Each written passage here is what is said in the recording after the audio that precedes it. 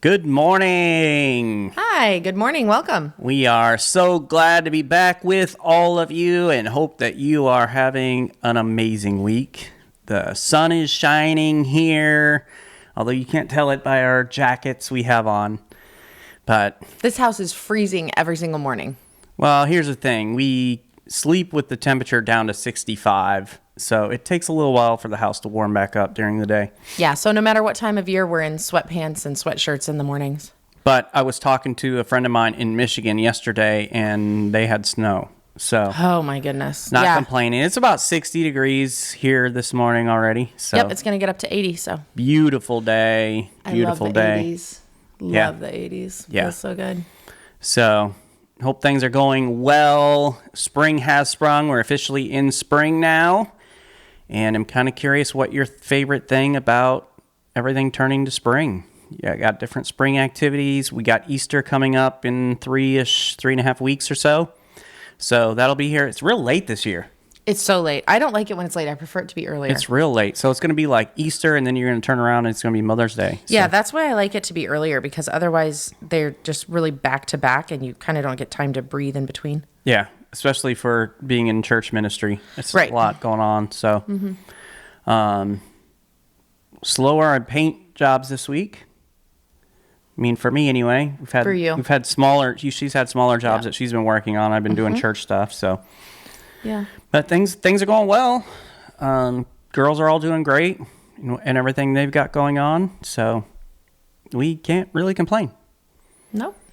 We have a lot to be grateful for. But if you need to complain about something, drop it in the comments. We will listen. Yeah, you can vent to us. It's So- good to have somebody to vent to. It is. Today we're going to be talking about looping and listening. Looping in listening. Oh, not and, No, looping in listening. in listening. It's where you keep saying the same thing over and over and you're not really getting anywhere. Okay. All right. So basically what you do all day, every day to me. Yeah, pretty much. It's just chat. You're like a cat picking yourself. What's going on here? I have paint everywhere. I have paint under Oh. my fingernails. I'm a mess. I'm like, you are very active this morning. I don't know what's going on? She had Fidgety. a little too much caffeine. Well, I am cold. I'm trying to keep myself warm. Okay. 2:35. Here we go. Let's do it. Gather round, everybody. It's time for a family meeting. The Family Meeting is a show that's all about family relationships. We're the Osterkamps. I'm Thomas, and this is my wife, Lysandra. Hello and welcome to our family. Welcome to episode 235 of the Family Meeting Podcast. On today's episode, we're going to talk about looping and listening. And this is going to help you with your communication in your marriage, and it's going to help you in other areas of your relationships as well. So I think this is going to be a good episode. We're going to get into exactly what looping and listening is. Put it this way, you don't want to do it. Okay, so this is a bad thing. It's a bad thing. Bad thing. Because I thought, I do this all the time. So You listen in loops. I actually don't even know. I have no idea what we're talking about. I don't know what looping and listening. I thought before we started talking to YouTube, like 2 seconds ago, I thought it was looping and listening. Yeah, that's where you spin in circles and listen. Yeah, so I'm just like, I don't know what's going on, but we're going to have a good time today. Well, I read about it in a book, and now I can't remember the book. In fact, I even tried to look it up to figure out which book it was. It could have been Worthy of Her Trust, but I don't know for sure. So I don't really want to say that. It also could have been Untangling Your Emotions. You already said it, and you said it. So I'm just saying it could have been one of those. I can't remember. I couldn't find it. I couldn't go back and find where I read about it, but I thought it was such an interesting thing that I wanted to create a podcast episode out of it. So what she's saying is go read both those books, then both tell her which book it is. Yeah, I'd appreciate that. Thanks, guys. So, before we get into looping in listening, there's a conversation going on in our family meeting community group that I thought was kind of interesting because you made this post. You said every marriage has one person who throws things out and a garbage-loving chaos goblin who says, "But I was saving that."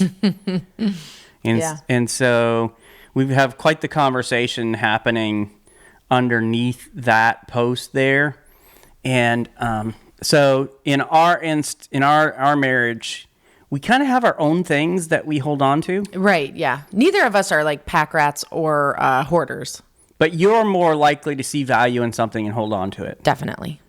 And if it's something around my desk, that's where the chaos is happening. It's like a dumpster fire. Yeah. So it's not that I'm necessarily holding on to things. I just don't take the time to actually throw out what I don't need anymore. My thing is like glass jars and flowers, like Scraps artificial of flowers, wood. scraps of wood, things that I know that I can create something out of for decorations and things like that in the future. Yeah. So Patty Allen says, I throw out, but so does Rob. No garbage-loving goblins to be found. Now, that's got to be nice. That's got to be a nice, clean, organized You're home. both getting rid of stuff. Well done. Yeah. Joshua Cormican just says, yep. So I'm wondering if he's the tosser outer or if he is the one who's like hoarding all this stuff. Don't know. Christine Culver says this, I could run a dumpster, but Leon cherishes his trash. And that's pronounced Leon. Oh, yeah? Yeah, remember? Leon. Oh, that's right. Leon. That's right. It reads Leon. Yes, but it's Leon. pronounced Thank Leon. you. You're welcome. Chris DeWin says pretty much. So it's another one of those where it's like, I agree with what you're saying, but I'm not going to let you know I'm not which one telling of us you. is which. So Which makes me think that it's her. Yeah. And that it's also Joshua. So I don't know. Jessica Caudill says this. Poor Nathaniel, I'm the goblin. And then she posted a gif of Schmeagol who's saying my precious. Yeah, she's a goblin. I love it. At least she knows it and she can admit it. That's the first step to healing. Yeah. So Gail Baker says this. True in our marriage, I'm not the goblin. So that's a nice way of saying like it's definitely him, but I'm not going to put him under there. Louise Card says, that's me. I'm both of them. I don't know how you could be probably about different things. She says, which one you see depends on the day. You don't need it. On another note, I've learned that if you love it, but it serves no purpose, take a picture of it and then get rid of it. Yeah, that's a great idea. This has been so helpful to me. Mm-hmm. That is a great tip. Especially for sentimental things. So like you're not going to actually use it. You just love it because it was your kid's baby shoes or, whatever. Well, I mean, baby shoes maybe, depending on what they are. But like all their artwork and whatever, like you're not going to you shouldn't keep all of that. Take a picture of it, have a little album in your phone, and then you can go through it. That's excellent. Good idea. Dawn Hout says, I'm the tosser. So she's the one who throws stuff out. So I'm guessing that means her husband, Jeff, is the hold on to it. Trash goblin. And Kenai Drews says, where do you find these hypothetical situations? And then it's like the nervous face. So I'm guessing maybe he's the goblin. Yeah, maybe. So that was kind of a fun conversation to have. There's some replies and all that underneath there. But yeah, you never know what people are going to say. It's always funny. But thinking about that difference between those two, that can sometimes cause some problems. Oh, yeah. And in that case, you may need something that you can work on together. Mm-hmm. And so I want to encourage you, if you haven't yet got your copy of Happily Never After, this might be a good time for you to do so. You can find the paperback and Kindle versions on Amazon. If you want a signed copy, you can get that at familymeeting.org/shop. We tell you all the things that we've done wrong in our marriage and how you can fix it. So get your copy today. All right. So let's talk about looping in listening. Looping in listening refers to a process where the listener engages in a continuous cycle of repeating, reflecting, or processing what they're hearing in a way that may prevent the conversation from progressing, or it can create emotional reactivity. In short, looping in listening is when a person's attention gets stuck on a certain emotional or cognitive reaction rather than staying engaged with what the speaker is saying. And it often disrupts the communication. Okay. Do you feel like you understand it now, honey? Yeah, I guess. Yeah. Good thing that I wrote some lines for you to say today. Yeah, because this is, do I do this? Do I do this? I don't think you do this. Do you do this? I don't don't think so. I think we actually don't do this one. Okay, can you just, maybe there's some people out there like me, and maybe we'll get to this. I don't know. This is all a surprise to me. This episode's a surprise to Thomas. Can you give me a hypothetical conversation that is an example of this? So it's basically you're talking or disagreeing about something, and then because of the way you say something, they get stuck on that? Yes. And they can't seem to get past it to just get to the next step of the conversation. It gets stuck there. So, for instance, like, now I'll use an example from our past, even though I don't think that we do looping and listening. But, so for instance, like we used to have a real problem with the trash. Like I expected Thomas to take out the trash and he didn't. By the way, I just want to say I took out the trash this morning without any help at all. I did not ask him to do it. And you know why I did it? No. Somebody, maybe one of the girls or whatever, the trash wasn't, you did it? Yeah.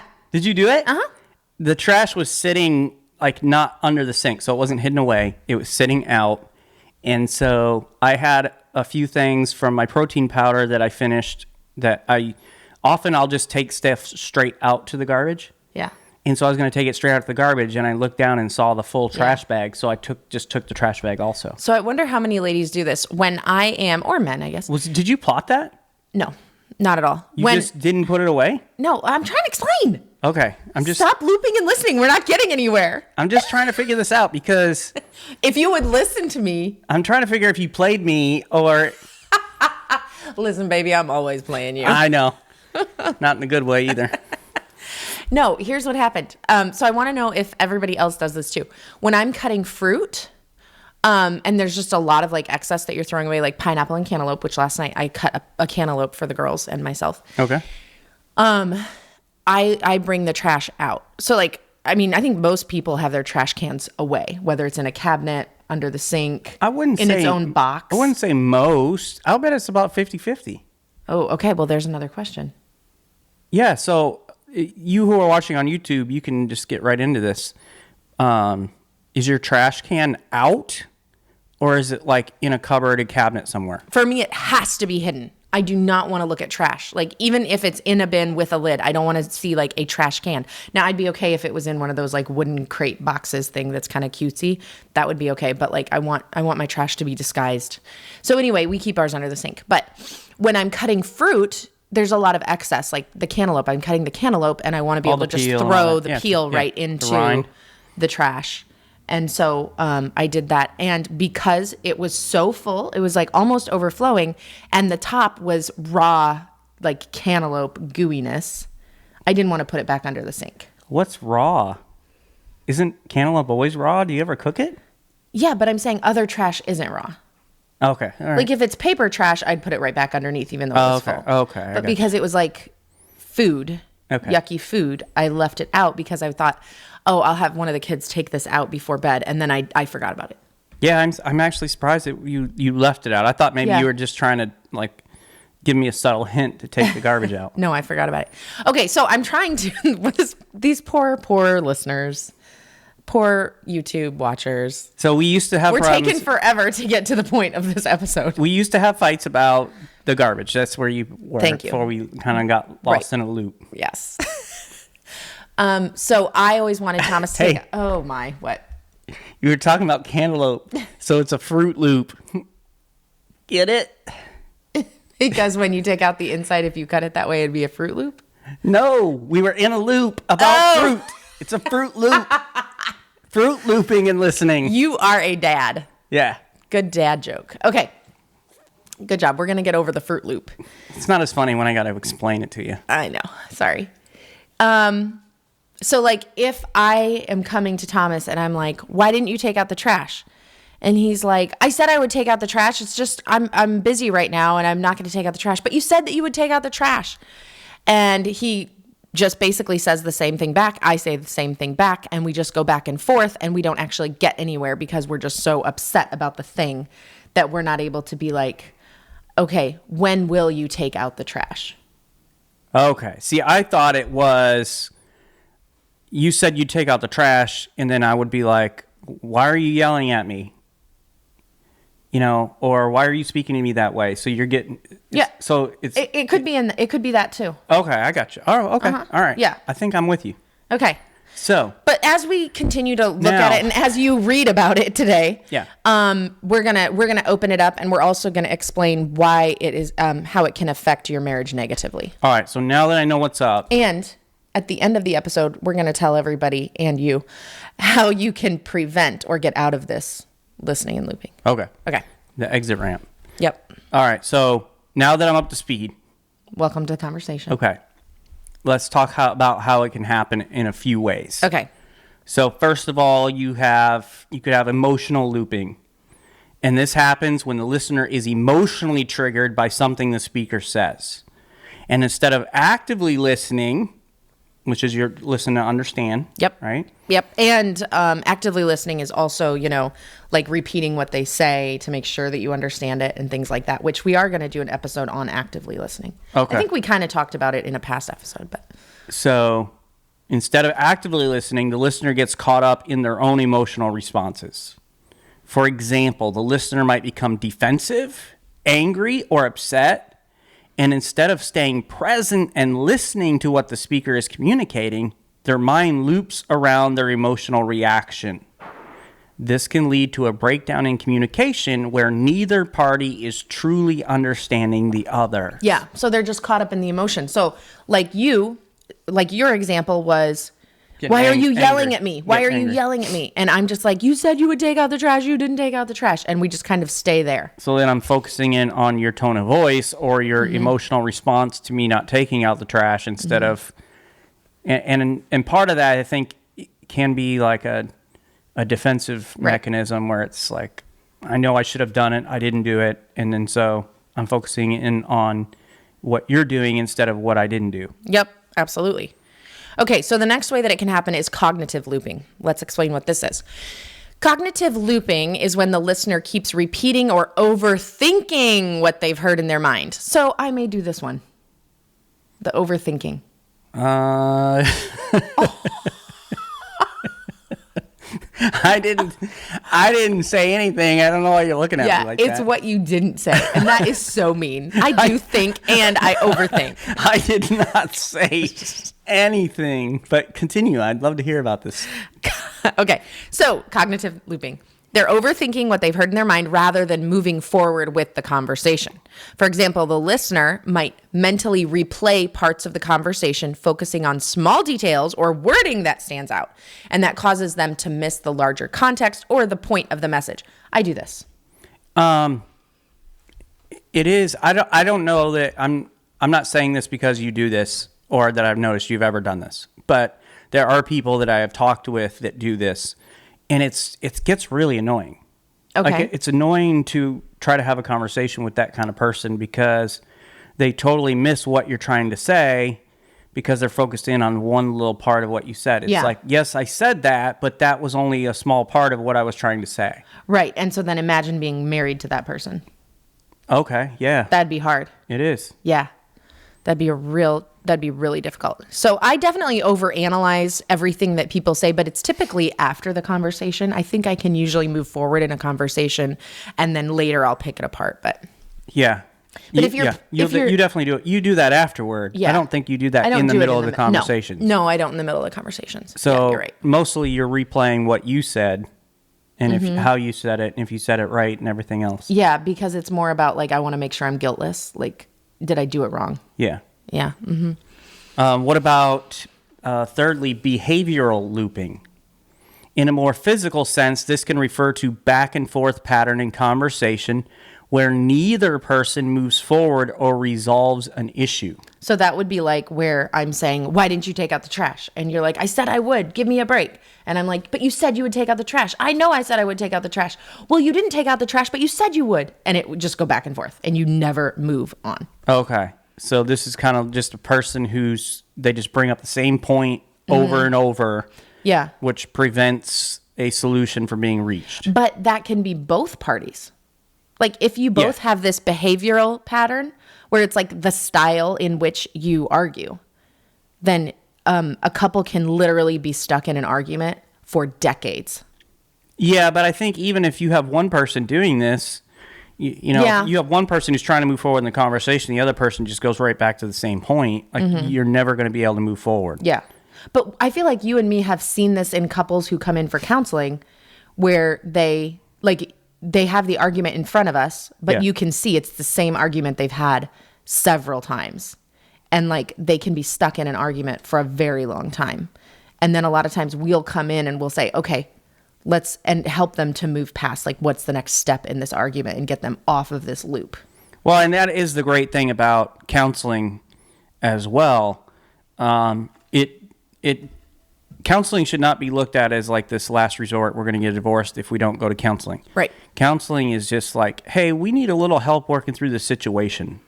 And this is one of those instances, if somebody's struggling with this or both parties are struggling with this, going to counseling is a great way to help get people to move forward. Yeah. I like how you said find the exit ramp. Yeah. I love that illustration because it does kind of feel like, those entrance and exits off the interstate that are a loop. And it's like you're going around and around those rather than actually getting to the next intersection. Yeah. Yeah. Well, that's a great way to put it. There's been times where I've missed my exit. On a roundabout? So not a roundabout, but it's like you're on the interstate and you miss your exit. And then you got to take another exit that loops around. And then it loops around to get you going the opposite way so you can loop around. And you have to do like three or four loops in order to get back to where you wanted to go. Have you ever missed your exit on a roundabout where you had to take the roundabout just a full 360 to get back off? No. Yeah, I haven't either.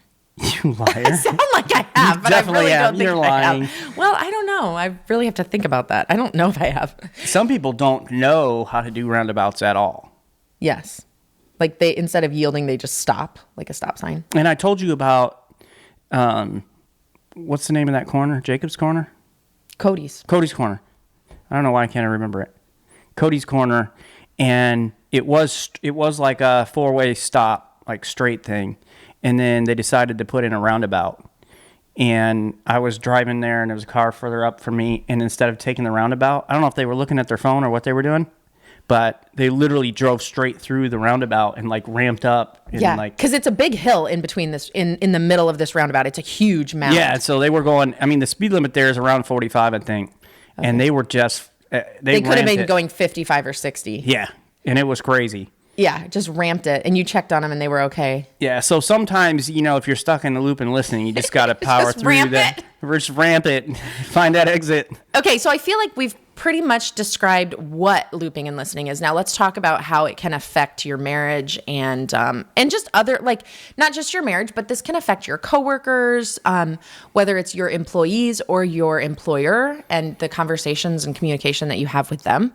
It can come into play with your children, with your parenting, with your family members, in-laws and everything. Let's talk though. We're really going to focus it about marriage, but it really can. You're going to find things that are applicable to other relationships. So here's the issues it causes. All right. It's going to affect your communication in a lot of different ways. It's going to interrupt the flow of conversation. When the listener becomes too fixed on a specific part of the message or gets stuck in emotional responses, it disrupts that natural progression of the conversation. And whenever that happens, it, no matter what, ends in frustration. You are so frustrated. Yeah. So it's going to bring a lot of problems into your relationships. And it can also lead to defensive reactions. Mm-hmm, like you were talking about with the trash. Yeah, and so you're kind of defensive listening where the listener only hears what they perceive as a threat or criticism, and they're not fully engaging with the speaker's intended message. Mm-hmm. So you're just thinking about how I can defend myself instead of what they're actually trying to tell you. And I think that you stop that from happening in our relationship. And there's a phrase that you sometimes will say. Rather than becoming defensive, when you feel like you should be defensive, you will say, it feels like you're coming at me right now. Yeah. And I'm like, okay. I'm not coming at you. I'm just really upset right now. And a lot of times I'm not even upset with Thomas. It's like I'm upset with the kids or somebody else who did something. Sounds like you're upset a lot. Well, can you blame me? But whenever Thomas says, like, it feels like you're coming at me, that's where I know, okay, he feels like he needs to be on the defensive right now because of the way that I'm talking to him. Yeah. And so what you do when you say it feels like you're coming at me is you are stopping, you're preventing a loop from happening. Because rather than you getting defensive and you're just defensive listening, you're like, you're putting the brakes on. Well, and I just want to know, like, is this really about me? Right. Like, what's the situation here? Because you seem pretty intense right now. Yeah. Like, are you coming at me? It's your kind of way of asking. And usually I'm not. Usually Without saying, that you're attacking me. Right. But that's how it feels. All right. And of course, it is going to prevent understanding. So when someone is looping in their own thoughts, they may not fully process the information being communicated. I think this might be one of the worst problems about it, because it leads to misunderstandings and definitely unresolved issues. And then not only with that, this goes along with it is misinterpretation of intentions. Right. So because you're looping and listening and you're not really paying attention to what the other person is thinking, you're lost in your own thoughts or emotions, then now you missed things that they said because you got stuck. And then you have this interpretation of what their emotions are and you're wrong.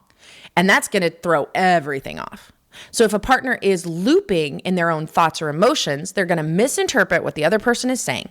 For instance, one spouse might think the other one is accusing them.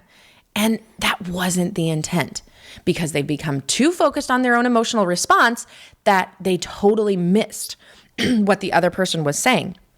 So if we'll go back to our trash thing, when I come at you and I just want you to take out the trash, I'm not coming at you and, I'm not trying to say like, you're a horrible husband, you're a terrible father, you're a liar or whatever. I just want the trash to go out the door. Yeah. And I just don't want to be the one to take it. And so you can misinterpret that if if you get in your own defensive emotional loop. Well, and that's the thing too. You will often miss vital information about the conversation because you get stuck on whatever part of it. So, right. I think one of the things that we can do is, and I think we're going to talk more about this, but it just is important to make sure that we're clear in what we're saying and how we're saying it. Exactly. So like the whole, I feel like you're coming at me, that's a way to stop and to think about, okay, how am I saying this? Mm-hmm. How does it sound?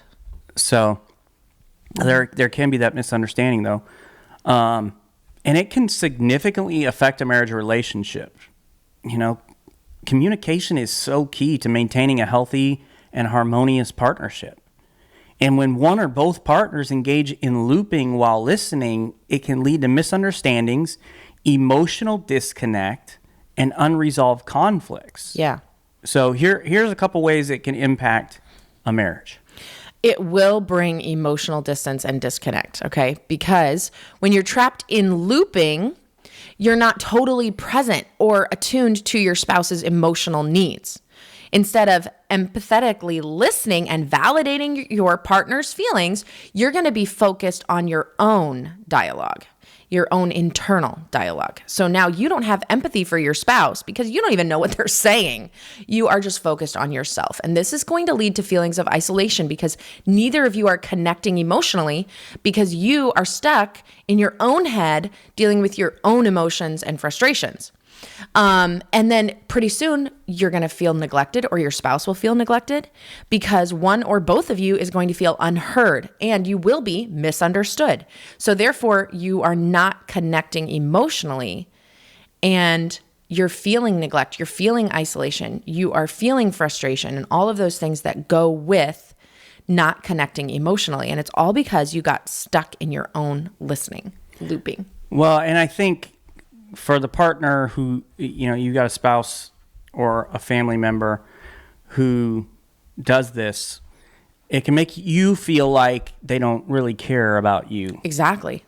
We have a family member who will be having conversations and you just have the natural flow of the conversation. And 5 minutes later, while we're still talking, like they will just kind of interject something about what was said 5 minutes ago. That was about them. Yeah. And it's literally like, what? Like, and then you're like, oh, that was like, I mean, I don't say this, but I'm thinking like, that's way back there. Like you haven't listened, you haven't heard a single thing I've said for the last 5 minutes. Yep. Yeah. And what that communicates is you do not care about me. Yeah. You do not care about the things that I am saying.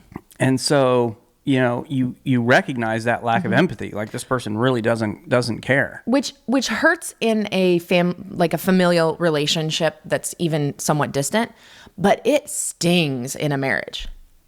I mean, that is absolutely painful in a marriage when you've been talking and you realize that your spouse has not been listening or not cared or connected with what you have said. Yeah. That hurts.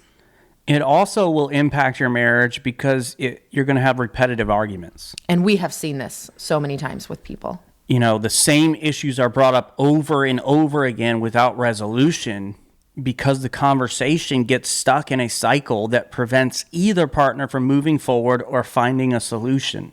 So like we said about the off-ramp, it's like you're just going around the roundabout over and over and over again, and you're never actually getting off to the next situation. It is crazy because we have seen people, like couples, come into our office and they start to talk and we can see the loop. Like we're watching them loop with each other. And all of a sudden, me and Thomas were like, wow, they're back to the beginning again and they're starting over. And they don't know it. They don't see it. And that's the thing is like when you're in it, you can't see it. We're like in the helicopter above the loop and we're watching them just go round and round and round and round the roundabout. But for them, they just see that they're moving. Yeah.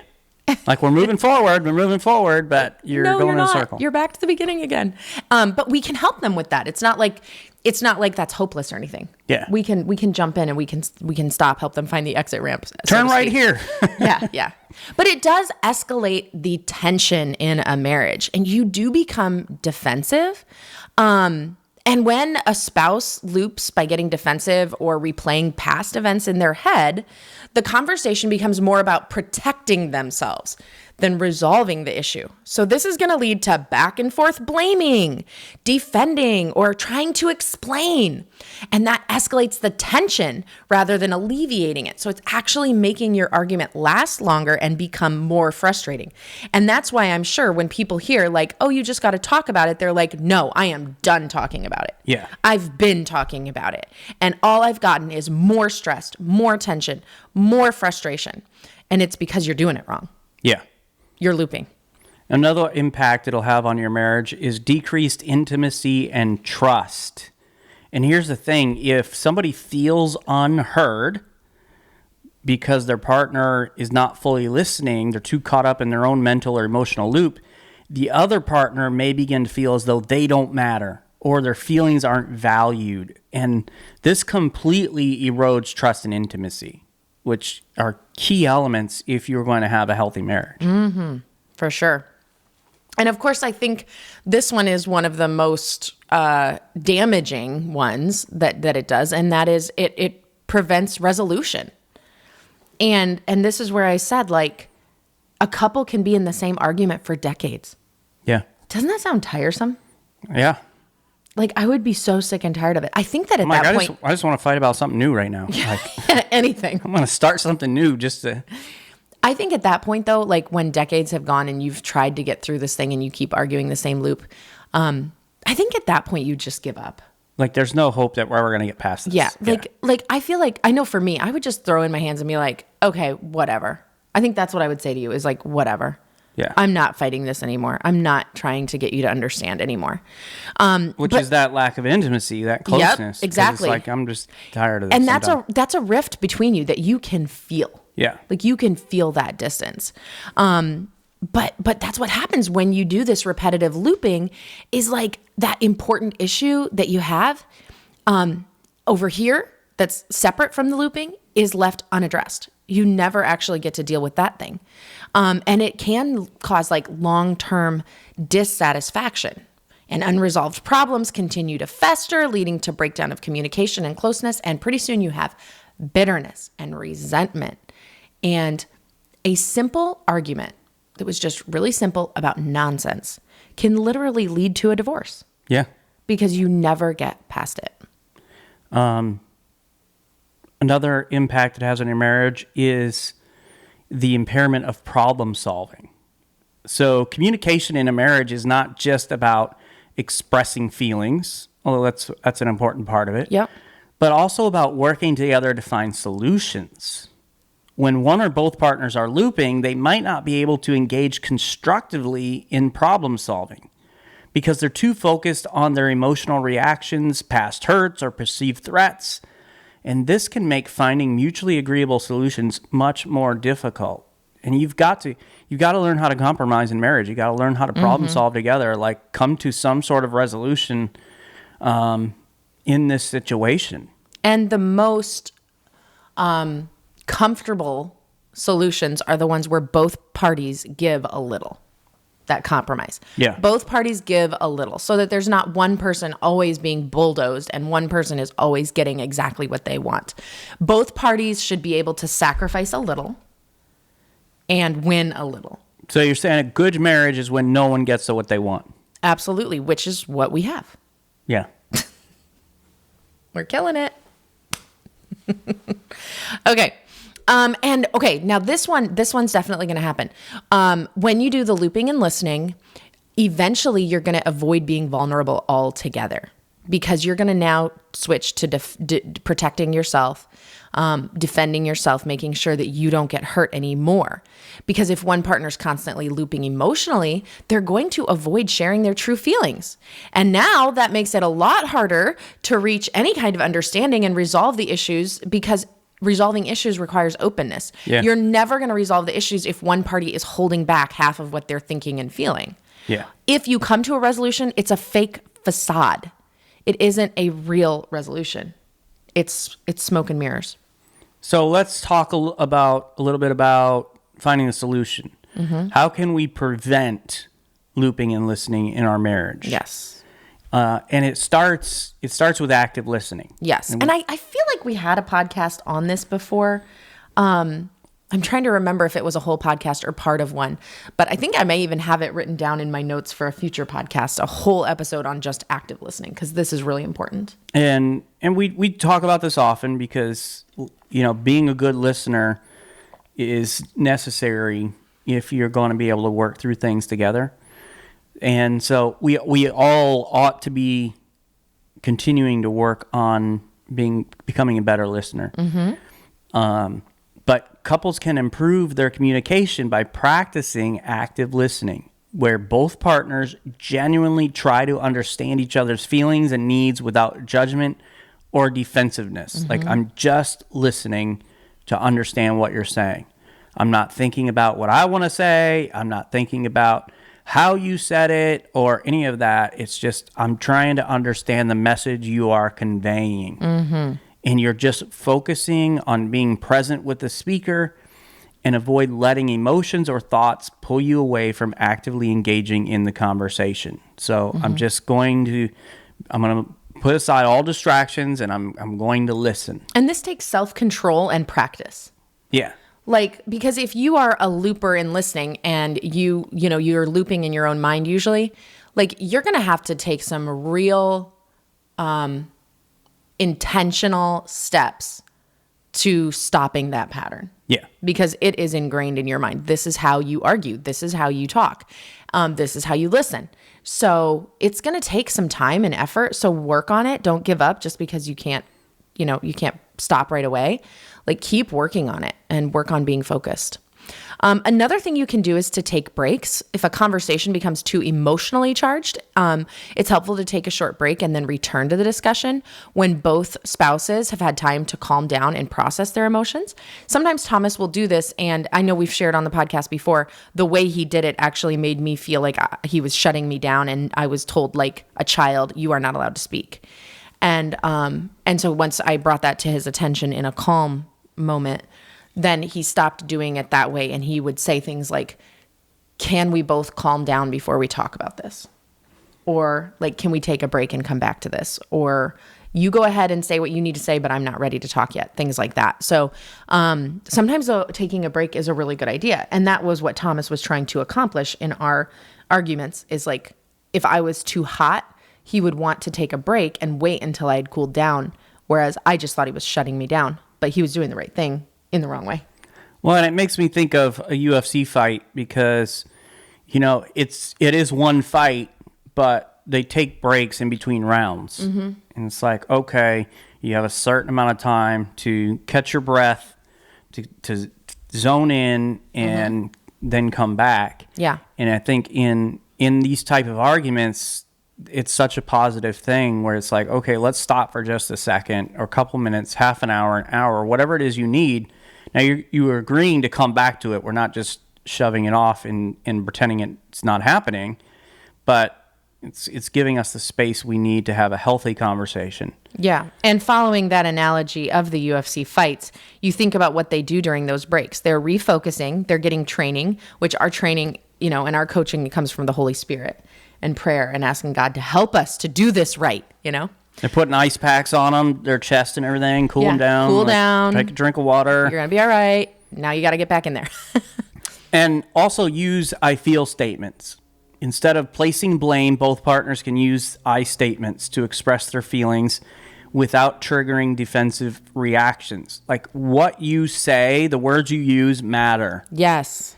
And so like the example we gave a little while ago that sometimes I'll use on Lysandra because she, believe it or not, she can get intense. Mm-hmm. I know some of you don't believe that, but she can get intense. I'm intense a lot. And so for me to say, I feel like you're coming at me, I'm not accusing her of anything. Mm-hmm. I'm just telling her this is what it feels like to me. Mm-hmm. This is how I feel. You can tell me if my feelings are correct or not. I'm giving you an opportunity to do that, but I'm not accusing you of anything. And either way, it's a message to me like I need to cool down and I need to change the way I'm talking. So if you say things like, you always, or you are doing this. You're so mean. You never take out the trash. You're accusing rather than, and when you do that, that immediately puts people on a defensive. Like, nobody always does anything. Right. Or nobody never does anything. So right away, you're giving them a defensive leg to stand on. They've got to feel like they have to defend themselves instead of, hey, I'm taking the ownership for how I'm perceiving things. Is this correct or not? Right. And then this one goes along with active listening and it's clarifying. So instead of getting lost in your own thoughts and emotional responses, start to ask questions or clarify what's being said to make sure that you understand the message correctly. So this could be as simple as, so what you're saying is you don't want to talk about this right now, but you will have a conversation with me later? Or, so what you're saying is you want me to take out the trash, but you're not angry with me? Just simple things like that. And then the person has an opportunity to say, yes, that's what I'm saying, or no, that's not what I meant. Yeah. And then you can move on. So clarifying is a really good, important part of active listening too. Well, and I think a key part of the clarifying is not interrupting. So I'm not going to jump in. I think it's good, and we talk about this in some of our sessions on fighting, about setting up ground rules ahead of time. I think it's good for every couple to have some sort of signal, nonverbal signal, where it's like, okay, I need to ask a question or I need to, jump in here, finish your thought, finish what you're trying to say, and then I need to say something. Essentially, I'm waiting for my turn. Please give me a turn. So like, if you're watching the podcast, you may see this, you may not, depending on what happens. We will, if one of us is talking, the other one wants to say something, we'll put our hand on each other's leg or maybe on the shoulder or the back or something. It's just a way to let them know, I want you to finish what you're saying. I want to hear what you're saying. Finish your thought, but I need to clarify something. And so you're not cutting them off. You're not interrupting them, which, will cause its own set of problems. And then also taking time to pause and reflect. So if you notice yourself getting caught in a loop, take a moment to reset and refocus on the speaker, keeping the conversation flowing and productive. Now, sometimes I have to do this in conversations with people. You ever do this with somebody? And you're having a conversation and they're telling you about something and all of a sudden your mind is racing about a million different things. And then you're like, oh no. What did they just say? What are they talking about? I've done it, yeah. And you got to try to refocus and get back in there and figure it out. And sometimes you may have to say, "Oh, can you repeat that?" But you're refocusing, right? And taking time to acknowledge each other's feelings is crucial. Instead of looping in a defensive way, each partner should strive to reflect and validate their spouse's emotions. This lets the other person know they're being heard and understood. Like, I can see why you would be angry about that because it keeps happening over and over again. I understand that. Thomas says that to me a lot. Whenever we're having conversations, he will say, like, I see why you would be upset by that. That makes sense. And that feels so good. It feels like a relief, and like my chest just gets looser. It's not as tight, and I'm not all upset and tense. Like, it just gives such relief when he simply says, like, I get why that would make you mad. Like, you're not totally crazy. Yeah, a little crazy, but not totally. Exactly. Yeah. And then one thing that we do want to recommend is that you absolutely should seek counseling or therapy, maybe one or both of you. If it's just one person who's doing the looping and listening, maybe the problem can be solved by just them simply going to therapy. But often it's a pattern that we see in couples together. And so couples counseling is really great. Look for somebody who's going to have a biblical worldview that's going to help you more. And you're not going to be, it's not... If you don't have somebody with a biblical worldview, there can be some really negative things that you're taught that can really hurt a marriage. And we have seen that as well. So just be careful with who you go to seek counseling from. Speaking of biblical worldview, I want to leave you with just a couple of verses here about this topic that I think would be good for all of us to store away in our memory banks. Like we used to have at church, these little memory verses that we would learn or whatever. I think that'd be a good practice for us. And if this is something you struggle with, then you really should take time and energy to memorize these verses. The first one is in Proverbs 18:13, and it says this: if one gives an answer before he hears, it is folly and shame. Which is often what we do when we're looping and listening. Is like we get stuck on one part and we don't hear the whole message of what they're trying to say. I mean, that is folly and shame and causes so much problems, and the communication breaks down and the relationship, has that disconnect. So just learning to hear the whole conclusion of the matter before we jump in and say something. And then I think about this one a lot. James chapter 1, verse 19. James writes this: know this, my beloved brothers, let every person be quick to hear, slow to speak, slow to anger. And man, how important that quick to hear, because we're usually the opposite. We're usually quick to speak, quick to get angry, quick to get upset. And James says, listen, you've got to learn to do the exact opposite. Be quick to hear, slow to speak. It's like that old saying, you've got 2 ears to listen. You got to listen twice as much as you speak. And we often do the opposite. That's right. So keep all these things in mind. Remember that looping and listening can be very damaging to your marriage because it's going to hinder that effective communication. It's going to increase conflict. It's going to, create that emotional distance between you partners and your spouses. So just keep that in your mind, understand what it is, and also understand that with awareness and effort, you are going to be able to break these patterns. With the Lord's help, you can improve the quality of your communication. You can have a stronger, more connected, awesome, fantastic relationship with your spouse. So family meeting tonight, you're literally going to be talking about listening and having a conversation with your spouse. And it's always good by opening up yourself and becoming vulnerable and asking your spouse, what kind of listener do you think that I am? Do you think that I'm a good listener? Do you think that I listen to understand? Do you think that I listen to just so that I can build my own argument on what you're trying to say? And really just having an open conversation and not being defensive about what they say. And then, of course, you'll have an opportunity to tell them what kind of listener they are and honestly open up. Now, be kind about it. If this is an area where your spouse really struggles, this is not a time to tear them down and really use this as a weapon against them, because that's just going to cause its own set of problems. But you're just opening up a dialogue about how each of you are when it comes to listening. Thanks for joining us today. Please go and subscribe to the Family Meeting Podcast from your favorite podcast provider. And if you found this information helpful, please share this episode on social media and invite your friends and family to listen with you. To find more content and information Lysandra and I provide, you can go to our website, familymeeting.org, or email us at info@familymeeting.org.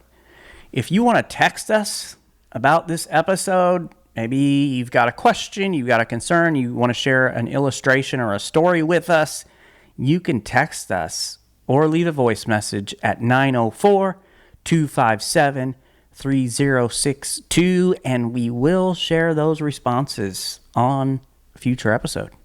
And we want to invite you to join us for our next family meeting as we talk about meeting your children where they're at. Whether you have boys or girls, whether your children are young, teeny tiny children, teenagers, maybe you have adult children. We're going to talk about meeting your children where they're at.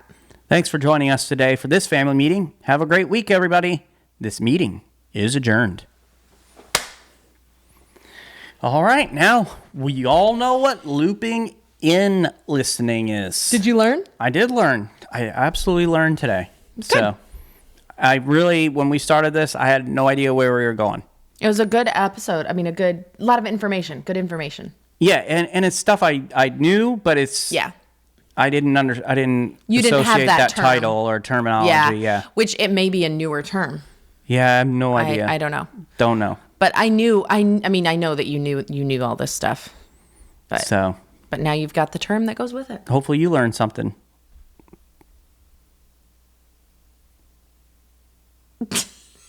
Did you want to say goodbye or was that the end? No, that's not the end. Oh. I was waiting for their response. Okay. What they learned. That felt like a lot of dead silence. Yeah. Didn't it? It did. All right. With that, we'll see you next time.